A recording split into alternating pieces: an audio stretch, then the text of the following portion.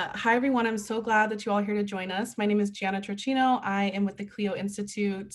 I am one of two policy and campaigns managers here. My colleague Salome Garcia, and we also have our great friend and colleague Jonathan Weber from Florida Conservation Voters. So you all are gonna hear from me first, and then I will pass it off to my friends and colleagues. And Ian, if you can get to slide 2, that would be wonderful. Okay, so I know this may be a little odd to start off with an activity, and this will be super quick, I promise. But today we're talking about policy, and we're also talking about how to take action on it. And so the first and most important thing that we can all do is be educated and informed. And that starts with knowing what's going on. So I would love to ask you all, and Ian will put in the chat the link to check this out. But if you all can find out who your representatives are, and then go follow them on social media. I know it's like a very odd but it's also a very easy actionable item, but it's really important. And we're talking about infrastructure here today, and this is infrastructure, you guys. We are when you go and follow your elected officials on social media, you can find resources for yourself. You can be up to date on what they are doing. I also highly recommend you all to follow your local journalists and newspapers on social media. It's really hard and exhausting to track every single day what is going on, but it's super important to be in the know. And it's also just one of the easiest things to do. So I can let y'all know who my representative and senators are. And I even have some photos on the side of Miami-Dade County and our mayor, Daniela Levine Cava. And so if you all can look at your representatives. So for me, I live in Miami. My senator is Jason Pizzo. My representative is James Bush. My mayor is Daniela Levine Cava at the county level. My city mayor is Mayor Francis Suarez. I follow them all on social media. I also follow Miami-Dade County government. There are so many different ways that we can keep in the know. And it's also just an easy way while we're scrolling through our social media to, figure out what's going on. And I'd even love if my colleague and friend Jonathan Weber can unmute for a second and maybe give us a few really good elected officials and journalists to follow that you keep up to date with, especially in the climate and energy space. Oh gosh, you put me on the spot here. So sorry. Definitely in Miami-Dade County, there's one of the local government reporters there, Samantha Gross. If you don't follow her, she's just one of the best reporters in the state. Ana Ceballos is also her colleague there at the Miami Herald. They do great work. So I would say those two for sure. For climate space, I'll give you one other one. It's a man named James Bruggers, Bruggers. I can't think of the handle off the top of my head, but if you search it, I'm sure you'll find it. He's with E&E Climate News. Oh, sorry, Inside Climate News. I apologize. Inside Climate News. So those are three good ones right there. Yeah. Salo, I don't know if you have any. I'd also love to plug, if you're in Miami, Alex Harris with the Miami Herald. This see, Caroline was already ready. And again, so there's the Miami Herald, the Orlando Sentinel, the Tampa Bay Times, Tallahassee Democrat. Local journalism is key to democracy and also just staying in the know and up to date. So if y'all feel so inclined to let us know who your electeds are, you can drop it in the chat. And while you all, continue to look and find who your electeds are and go on social media, I will ask Ian to get to the next slide and we can talk more about what is going on in Florida. Okay, so for this next two slides, I'm going to talk a little bit about what happened this past Florida legislative session. I know that the media right now is pretty dominated with all of the bills that our governor is signing, and just so much is happening, I think, in the state and the country. And so I'll be nice, and I will start off with a win that I would say the state of Florida definitely is long overdue and needed. And then we'll get into a little bit more of the more somber topics, but we will start off positive. So as my friends on this call know very well, over the past 20 years, I mean, it's been a really long time since there has really been any conversation at the state level about climate. The word was actually banned in the last governor's administration. And so there have been folks just really looking for the bare minimum. And so what happened this past legislative session is we are finally now able to have conversations about sea level rise and flooding. And so two bills really that passed are directly related to addressing sea level rise and flooding. And so there was a bill that passed, and this establishes statewide resiliency programs. And there's going to be, over the next 4 years, about $2 billion that is going to go towards resilience projects across the state that directly relate to critical infrastructure that is impacted by rising seas and flooding.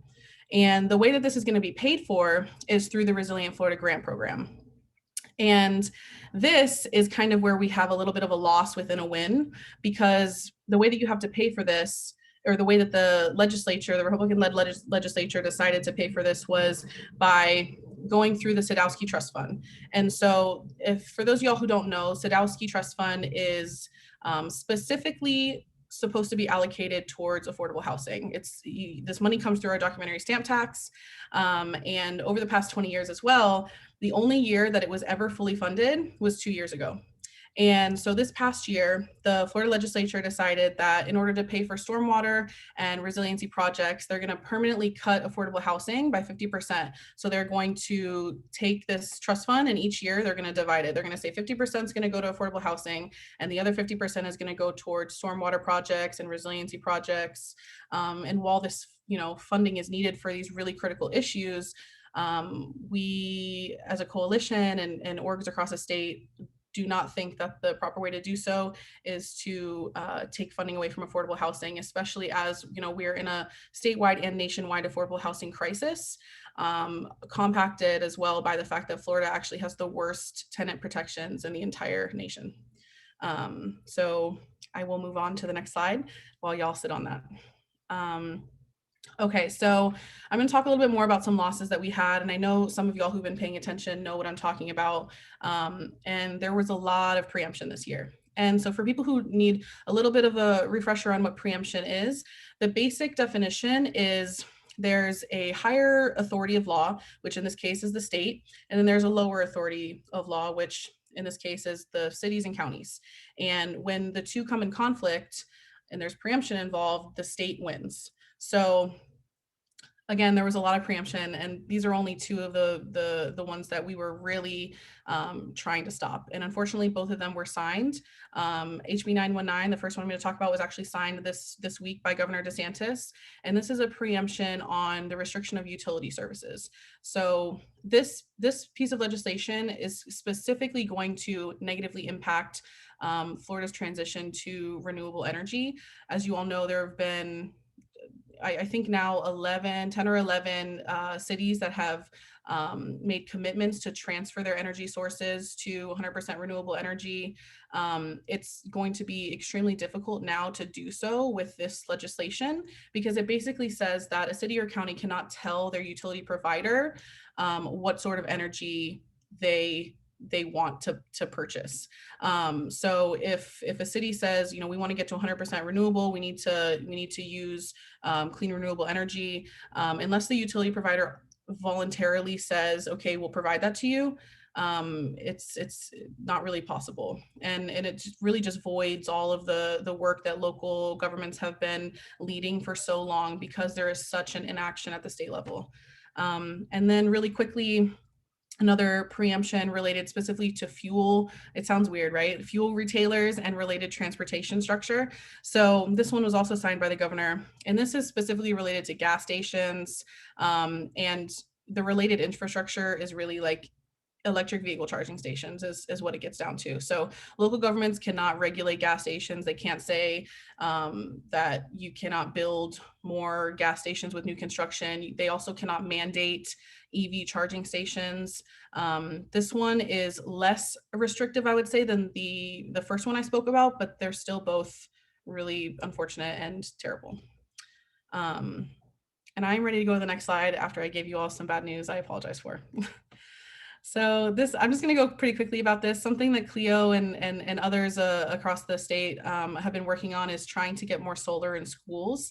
The reason that we are doing this is because, as a lot of you know, Florida's public schools provide 97% of our state emergency shelters. So when there's a hurricane or a natural disaster, folks can go to public schools. And it's really important when there's an energy mix at these schools, because, as a lot of folks have seen, when there are natural disasters or hurricanes and there could be blackouts, it's good to not only rely on one source of energy, especially when that energy source is gas, that is also very expensive. And right now the market for gas is also just very volatile. So when gas prices increase, that kind of comes out of our utility bills, which Salome will get into very soon.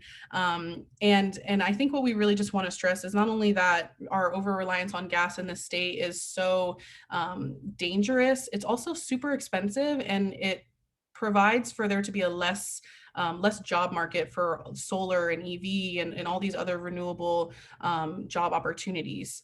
And so about $5 billion every year leaves the state just to pay for this gas. And so I'll just leave it here that Cleo and others are working really hard to try and expand solar in the state, especially since we are the Sunshine State. And unfortunately, only 3% of our energy portfolio is solar. And we can head on to the next slide, where we're going to talk about the American Jobs Plan, or as a lot of you have heard in the news lately, especially today, the infrastructure plan. So President Biden originally proposed about $2 trillion in climate forward infrastructure investments, another $400 billion in clean energy tax incentives. And this afternoon, literally just a few hours ago, President Biden and a group of bipartisan senators, they all met at the White House. They announced a tentative bipartisan framework. This deal was expected to include at least $73 billion for the electric grid, for clean energy, and for more. This doesn't at this point seem to be included in this deal. Now, what is in this deal? So this deal right now, there's about 579, from what we understand, we're going to see more soon, about $579 billion in new spending. So these are investments in the roads and internet, electric utilities.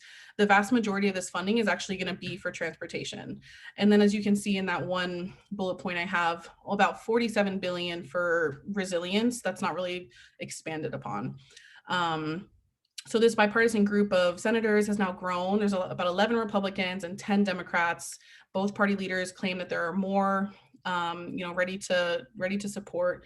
And Senate Democrats are also looking at a multi-trillion-dollar reconciliation package, which I'll get into in the next slide.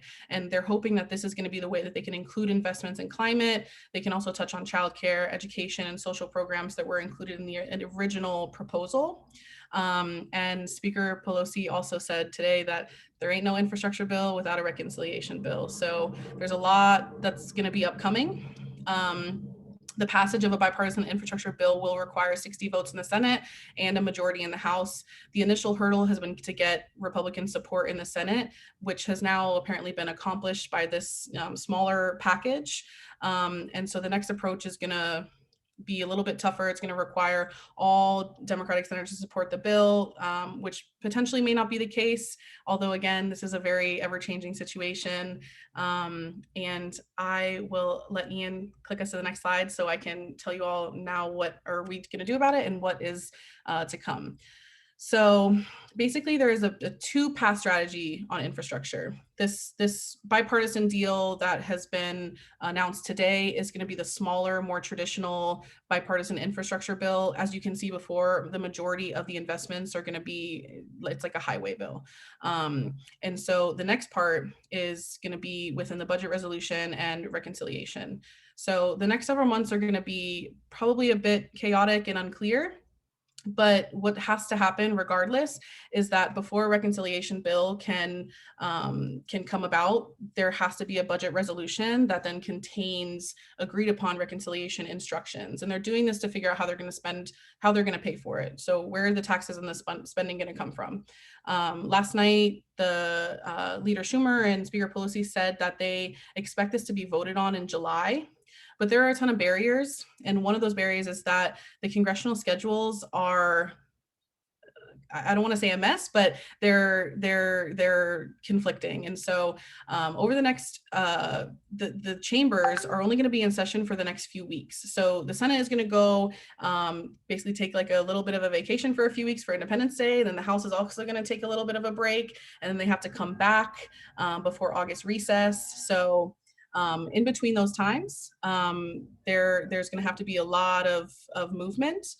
So I think every day there will probably be something new that is happening.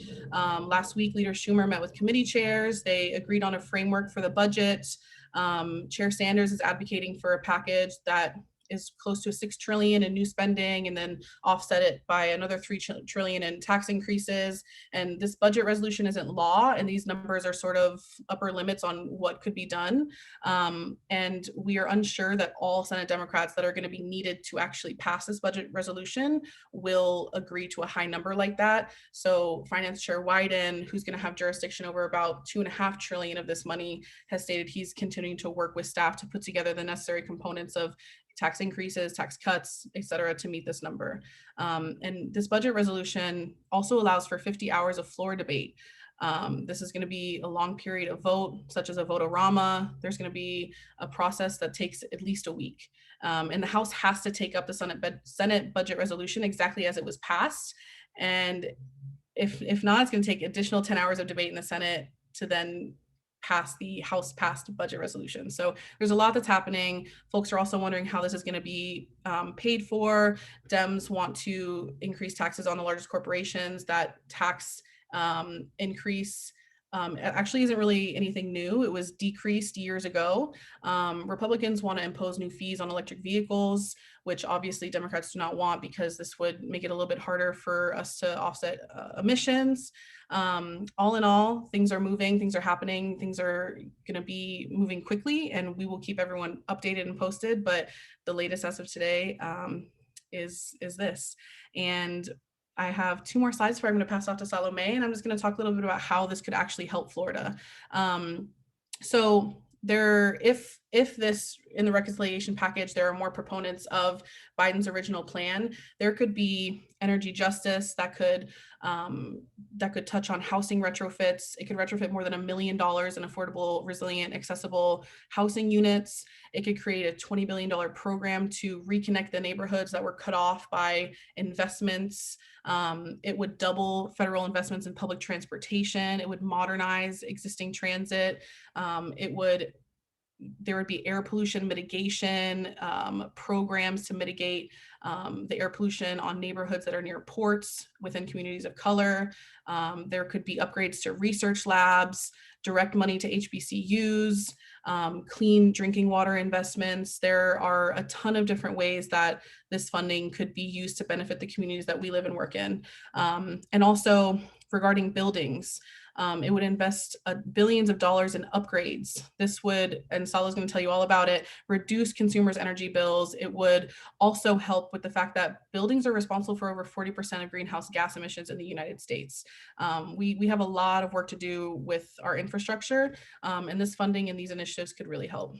And I will finish off on my last slide before passing to Salome, and just talk about how this is also going to invest in transportation. As we know, Florida is the second largest passenger EV market in the US. There are so many different things happening right now. A few years ago, there was a bill in the legislature that was passed that is going to put electric vehicle charging stations on our state highways. These also need to be on evacuation routes. There are clean energy and clean vehicle sectors that this would benefit, and it would also continue to support our economy, again, by decreasing our reliance on fuel consumption. And then related to industry and infrastructure, we'd finally have clean energy labor standards. We would make sure that our manufacturing is domestic, and we would also modernize our supply chains and have a civilian climate corps. There's also so many jobs. This is also the jobs plan. There's so many jobs that could be made, clean jobs, good paying jobs, sustainable jobs. And I will pass this all off onto Salome, who is going to talk to you about rate cases and energy. So Salo? Thank you so much, Gianna. And also, I'd just like to remind everyone, feel free to put your questions in the chat. We're going to have a time for Q&A at the end. So jot down your questions and we will get to them, I promise. So I'm going to talk a little bit about rate cases. I'm going to just start at the very beginning and kind of talk through why climate and environmental organizations are so engaged in the rate cases and in our energy bills. So Historically, when we first started to provide electricity power to all of our communities, utility companies really worked in something that we call natural monopolies. Basically, it was cheaper and more effective for one company to be able to build all of the transmission lines and generate the energy, transmit the energy, distribute the energy to everybody in one community. That just made more sense economically rather than a bunch of different companies generating their own private energy and giving it to individual homes. Because we operated utility companies historically as natural monopolies, that's just kind of how our energy system began to operate. And because of these natural monopolies, the prices weren't set in the way that prices are usually set with everything else that we buy. How do companies know how much to charge for their energy bill if they don't really have to compete with anyone?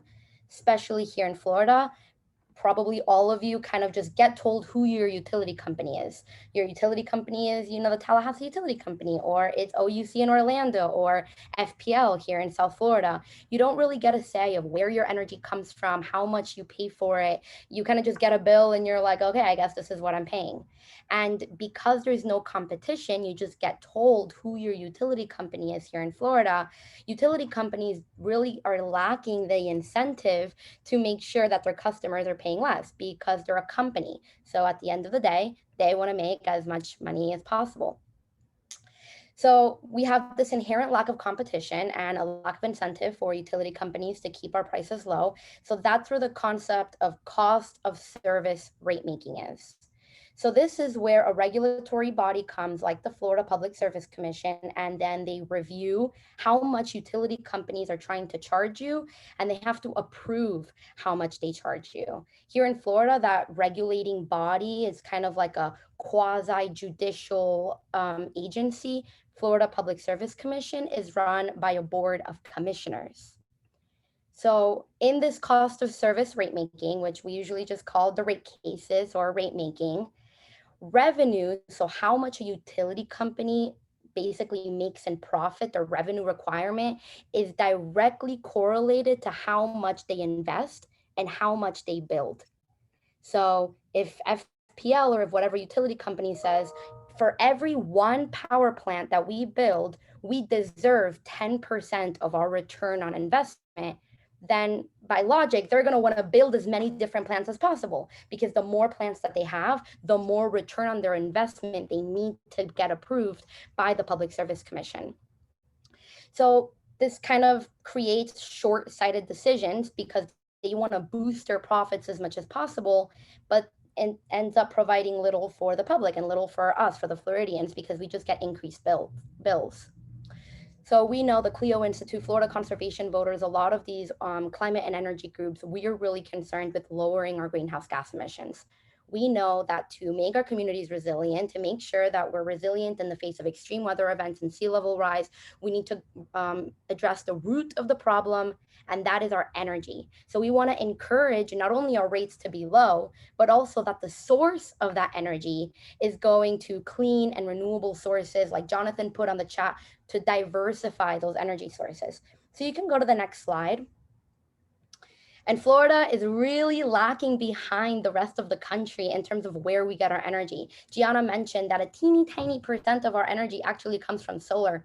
And this number is actually from 2020, but you can find this number pretty easily online, even on FPL's own websites. Over 70% of FPL's energy sources come from natural gas. So the rate cases are some of the most important time to engage with our utility company, because they have to get approval from the Public Service Commission on how much they're going to charge us. So right now, FPL is the most vulnerable. So not only can we say to the Public Service Commission, hey, wait a minute, we don't want our rates to be higher, but not only that, we need FPL to invest in new, more diverse sources of energy. So if you're charging us more, where are you using these new investments? I'm going to talk a little bit about how much FPL is wanting from us. But just looking at this chart, we see that whatever it is that FPL is going to be investing in, it shouldn't be natural gas. Because again, to be as resilient as we can and to have as diverse energy sources as possible, we need to be investing in things like solar or like wind. So you can go to the next slide.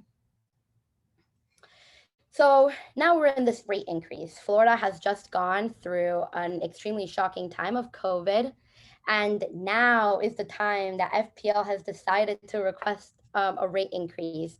Even though here in Florida, we are still seeing hundreds of thousands of people suffering from unemployment. FPL is requesting, really it's 1.7 billion, so almost $2 billion of their rate increase in a time where people are still even struggling to pay their bill.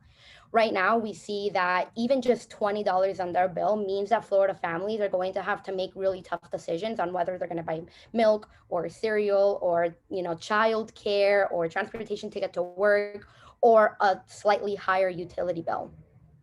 So I'm going to talk a little bit about kind of how to get engaged. So as I mentioned, right now is the most important time because the Public Service Commission has to balance out a fair return on FPL's investments versus the public good.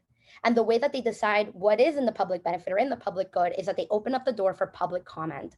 So if you go to the next slide. So right now, there are a series of hearings where people can go to the Public Service Commission, virtually go. It's actually a phone call that you call in, and you can tell the Florida Public Service Commission what a rate increase would do to you and what are some of the things that FPL should be investing in. It's the responsibility of the commissioners at the PSC to kind of balance this out. So the service hearings are usually heard virtually, and you can also see the actual hearing on the PSC's website. So I'm gonna put the link in the chat, and you can also follow Florida Conservation Voters or the Clio Institute. We're constantly sharing where you can find the actual sign-up link.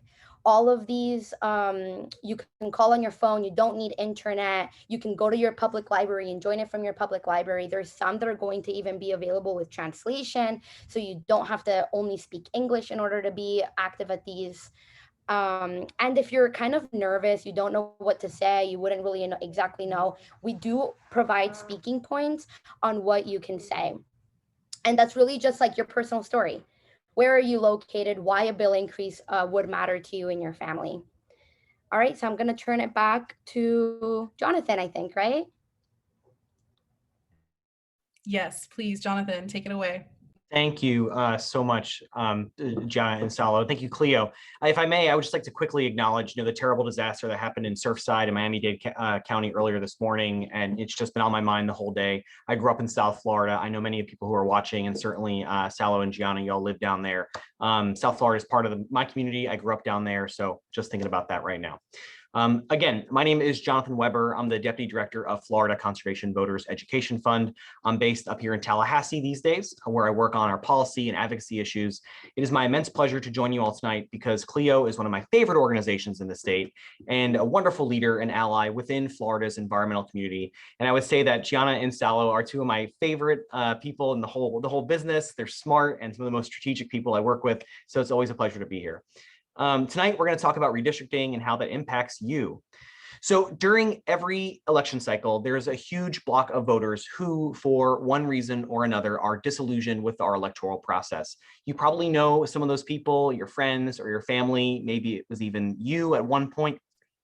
The question of whether or not individual votes matter always arises, as communities that are canvassed the most during election cycles often see the least amount of change.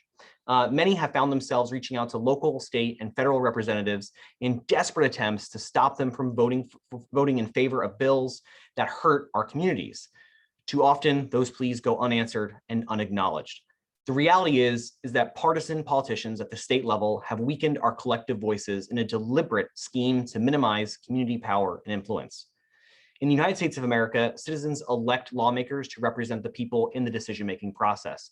Elected officials divide states into equal districts based on population and demographics, with one elected representative for each district. But the federal government in Washington, D.C. does not make all the decisions. State and local governments also pass laws with a separate set of smaller districts and elected officials. Residents of the United States almost always live in areas that are represented by different elected officials at many levels of government. Like Gianna said earlier, look at your voter registration card. You can look it up online. You can see that you're usually represented by a whole host of different people at different levels. But because our entire system of government is decentralized and hierarchical, Success depends on fair and accurate districts. This ensures the electoral and decision-making processes truly reflect the will of the people. So the United States Constitution mandates that the federal government conduct an official count of everyone who lives in the United States every 10 years. This process is called the census and is vital for many reasons, like determining the amount of relief funds after a hurricane or another natural disaster. But the census also informs how elected officials should draw political districts. This is because each district should be more or less equal in population. As a state or region grows, so should their influence in the halls of government. Next slide, please. Quick bit of history. The Permanent Apportionment Act of 1929 limited the federal House of Representatives to 435 seats.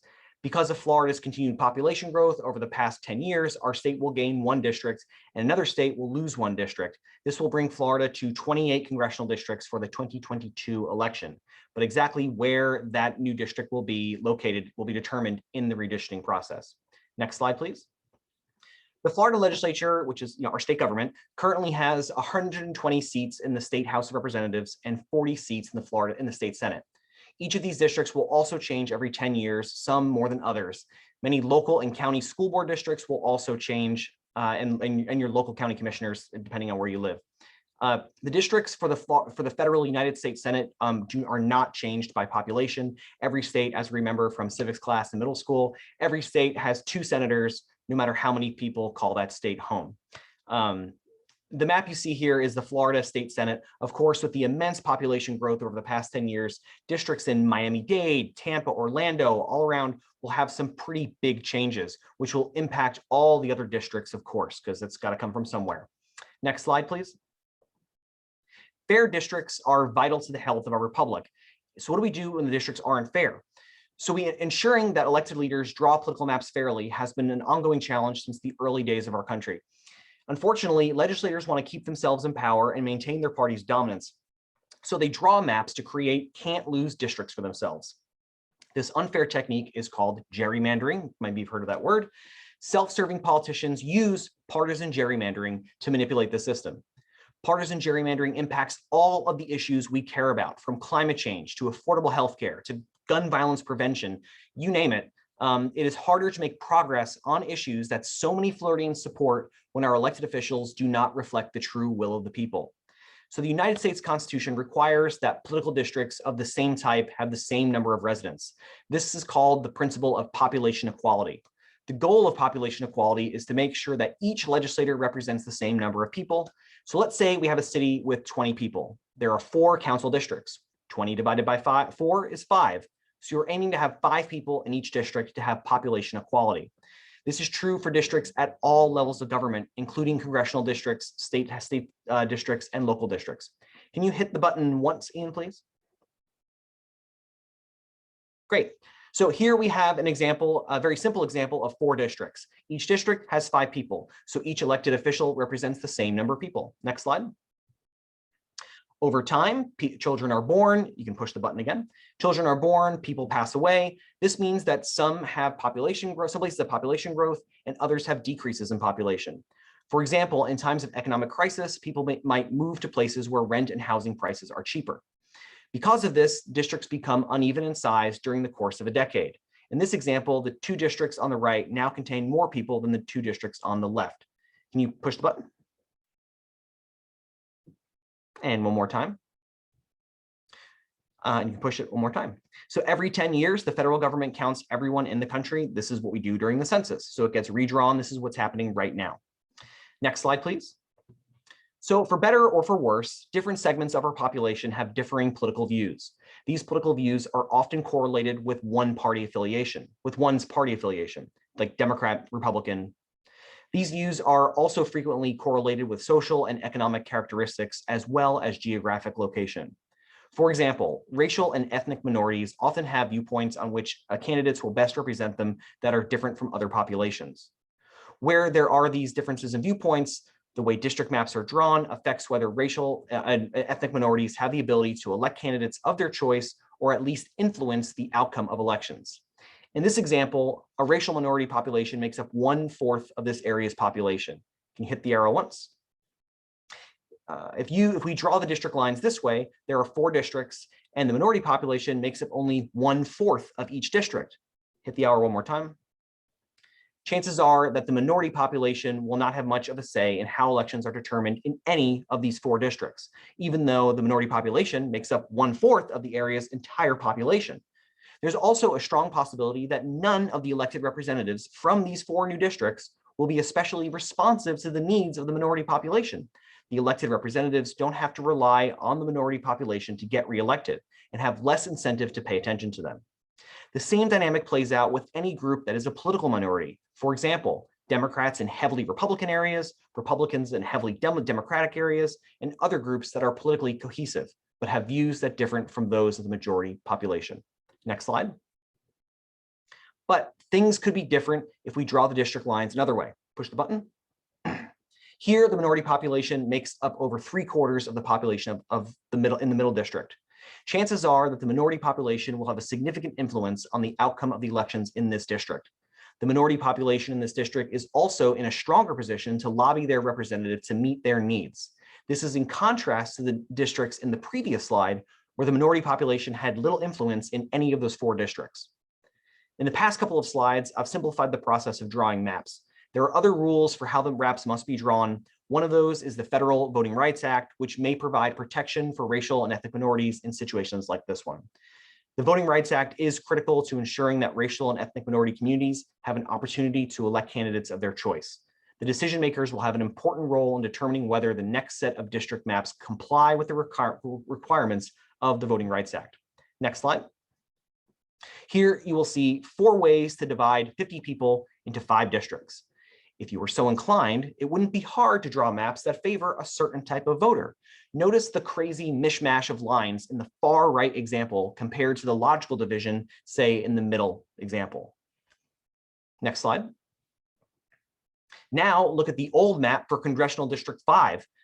Thankfully, this was tossed out, but it took a few years. So we had sitting members of Congress representing this wacky district from Orlando up to Jacksonville, cruising up the St. Johns River, just absolutely wild. Next slide, please. In communities of color, practices commonly known as packing and cracking occur to dilute the voting strength of the community.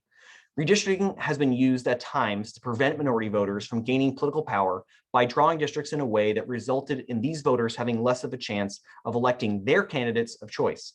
This is known as minority vote dilution, and it is commonly can be seen when map drawers use techniques such as packing and cracking. Districts are drawn based on the cohesion of like-minded groups, but shapes of districts need not be perfectly geometric. Next slide. Packing is the term used when minority voters are compressed into a smaller number of districts to waste their collective strength instead of effectively controlling one district or more. An example, as you can see here with the 3 examples at the bottom, is when map makers draw one district that is over 90% a single minority group, which is represented by blue, when one could draw 2 districts with 50% single minority group. Next slide. Cracking or spreading minority voters thinly into many districts is known as cracking, splitting, or fracturing. An example of cracking can occur if 3 districts are created that we have 40% of a single minority population in each. If the minority population, blue, were placed within one district where they are 70%, the minority community would have an opportunity to elect a candidate of their choice. Next slide. In Florida, our state legislature draws the maps for their own districts and for our congressional delegation. Interestingly, the process for drawing maps is not the same across the country. Some states have independent redistricting commissions and other mechanisms. Ours are drawn by the state legislature.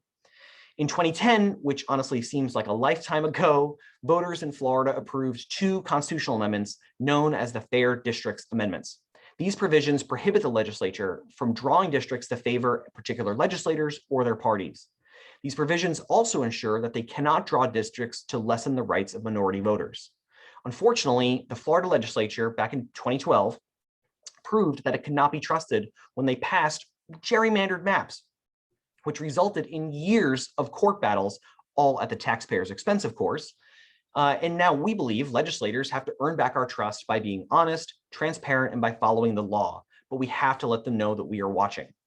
A key way to ensure fair maps is to ask your state legislator to follow the Fair Districts provisions in the Florida Constitution. Quick little note, the Florida's governor has the right to veto all the congressional maps, but has no official say in the maps for the state legislature. That's entirely controlled by the legislature. Next slide. So redistricting starts when the Census Bureau delivers the data for redistricting. Despite the ticking clock on getting the maps drawn, the Florida legislature is yet to announce who will be on the redistricting committees and what that process will be. All we know is that there will be committees in the legislature next year, and that Representative Tom Leek is in charge of the House. That's basically all we know. The data is still not in from the federal government. There was a huge delay in the census based from the COVID-19 pandemic, but we are expecting some of that block by block data to come out at the end of September-ish, around there. And then that's when the real map making frenzy can begin. So in previous redistricting cycles, the Florida legislature held numerous public meetings across the state for residents to examine the maps in person and submit public comments and participate in this process. We're not sure if that's happening again this year, but we all need to be ready if they do happen. Each and every one of those public meetings needs to be packed full of people ready to defend their neighborhoods and protect their rights. In the run-up to these potential meetings, there are some things we can do. Number one, stay informed, which Gianna, I absolutely loved, and I'm going to steal this every single time I do a presentation from now on, that we looked up our representatives and we started following some reporters on Twitter and Facebook, wherever it is we get our news, because this is the most important thing we can do, is to stay up to date. There are some great organizations also trying to help organize Floridians, the League of Women Voters, Common Cause, there's many others. So look for information in the newspaper and on social media. Number two, share information with your friends and family. Spreading the word about how we can better protect our rights is one of the best ways you can help. Encourage your friends and family to get involved, attend meetings, sharing news, asking questions of your elected officials. Three, attend community meetings and town halls. There are many civic engagement groups will be starting to hold community education events this summer, like this starting in July. There's are happening in Miami-Dade County. I know that for sure. So if you see the news about that, attend one of them or more and learn about what is happening in your local community and exactly how you can help. And four, this is a great one. I think Gianna and Salo will love this. Go meet with your state legislators and your local leaders. Attend a meeting, ask for one. You're a constituent, sit down and talk to them about how you can participate in this process, and ask them to please adhere to the Fair Districts principles, because there's nothing really more important than that. So call their office, ask for an in-person or virtual meeting to discuss their plans and goals. So those are kind of the four things that are happening right now. I will say that there are a lot of stuff coming in the works. Right when we get down there to the end of summer, beginning of fall, it's going to be a madhouse. So everyone's got to be paying attention, because we have to make sure that when the maps are drawn, they're fair and accurate.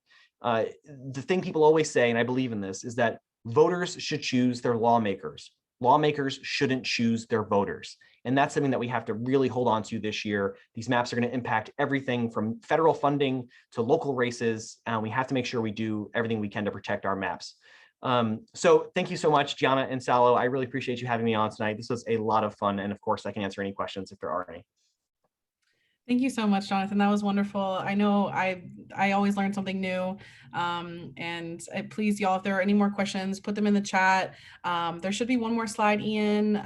Let me know if we can get there. Okay, so we're still moving on with our live.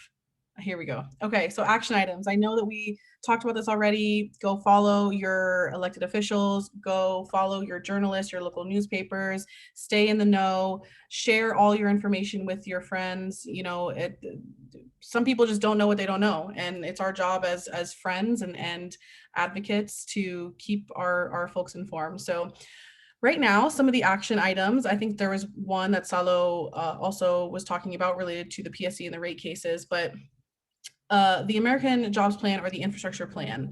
As I said, this is moving super quickly. And a lot of this stuff that I talked about, such as the preemption legislation that passed in the Florida legislature, this can be resolved at the federal level with some sort of clean electricity standard or other really great provisions which within this infrastructure plan. So all is not lost for Florida, but it does take all of us to do the work, to contact our elected officials, to let our congressional members know you need to fight for infrastructure in the plan right now, because currently it's not in there. And within the reconciliation process, hopefully we can reconcile that. But until then, we really need all of our voices. So we have an action alert urging all of our Florida congressional members to keep climate and energy in the infrastructure plan. And we also have another action alert. I'm sure many of you have seen the really devastating news that have come out of the state with the manatee deaths. There's been over 750 dead this year, and the state of Florida is seeing a lot of those. And what's happening is there's seagrass die-off, and seagrass is what they eat. So they're literally starving to death. And so we're asking the governor to please declare a state of emergency. There are a ton of different solutions. This is related to a multitude of things, from extreme heat to pollution to runoff from sewer septic systems. And so if you do anything today, I think we would love if you can just sign on to these action alerts, and again, let us know if you'll have any questions. We really appreciate you being here. And I will let Jonathan and Salo say their goodbyes too, if there are no more questions.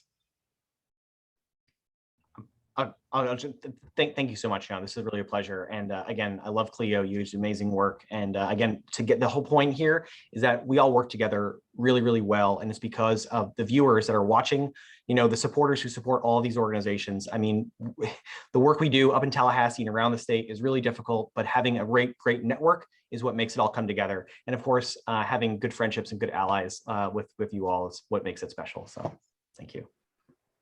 Yeah, thank you so much, G and Jonathan, for joining us, and thank you for everybody that hopped on. This is going to be shared on YouTube. You'll see it on our social probably at some point. So please feel free to share it with your friends as well, and follow us on social media. Checking over the chat to see if we have any questions. If you do have a question, now is an excellent time to ask it before we close for the evening. I see that Caroline Lewis has raised her hand. Let's see here.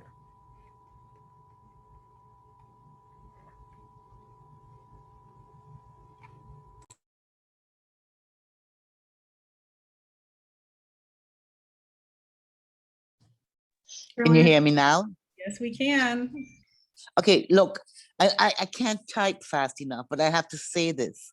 You three have been remarkable. For those of you who are listening, I'm Caroline Lewis. I'm the founder of the Cleo Institute and the proud person who is watching this climate tent in the state of Florida get huge and full. And you three in particular have become so crucial to moving the needle.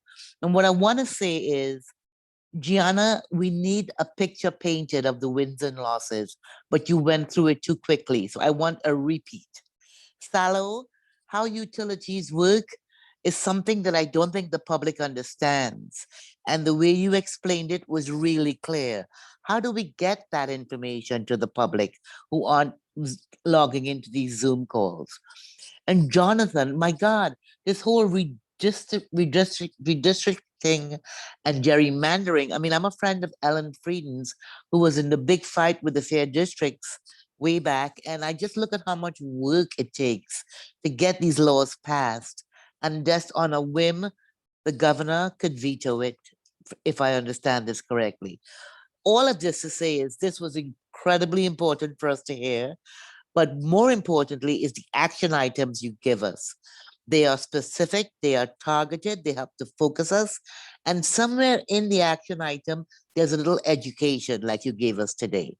So I guess this is more of a sincere thank you for you breaking it down like this for us, and also a plea to keep doing more of it and to do it more slowly and more deliberately so we can just absorb it all. It's a lot of it is unfair. It gets my blood pressure up, but I turn that into a fighting mentality, allowing me to light fires in myself and in other people. So do not underestimate your role to move us all. It is so important and so needed. And I want to thank you all. Thank you so much, Caroline. We will, I personally will work on slowing it down, and maybe I'll do what Jonathan did and figure out a way to put some media into my my next PowerPoint. We'll paint a really a pretty picture of a sad situation, unfortunately. You're adorable, Gianna. Okay, well, thank you again. Unless anyone else wants to raise their hand, we really do appreciate everyone being here. We will do more of these, and this will be posted on our YouTube. So especially if you sign up for one of our action alerts, you will be on our list to keep receiving information. So thank you everyone again so much for being here.